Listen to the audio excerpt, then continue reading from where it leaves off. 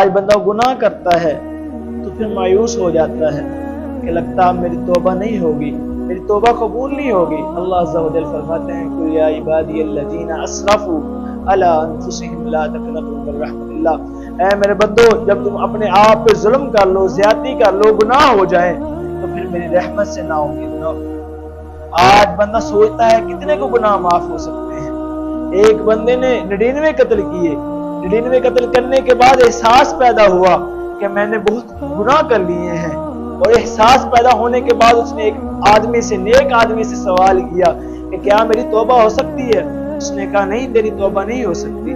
उसने उसको भी कत्ल कर दिया। 100 कत्ल करने के बाद फिर उसने एक आलिम से पूछा क्या मेरी तौबा हो सकती है। उसने कहा हाँ तेरी तौबा हो सकती है। वाकया मुख्तसर, उसकी तौबा को अल्लाह ने कबूल कर लिया। हमारे गुनाह तो इतने नहीं है, और अल्लाह अज़्ज़ा व जल फरमाते हैं जो सच्ची तौबा करते हैं, फरमाया इल्ला मन ताबा व आमना व अमिला सालिहान फउलाइका युबद्दिलुल्लाहु सय्यिआतिहिम हसनात। जो बंदा तौबा करता है हम उसके गुनाहों को माफ नहीं करते, उसके गुनाहों को नेकियों में तब्दील कर देते हैं। अल्लाह से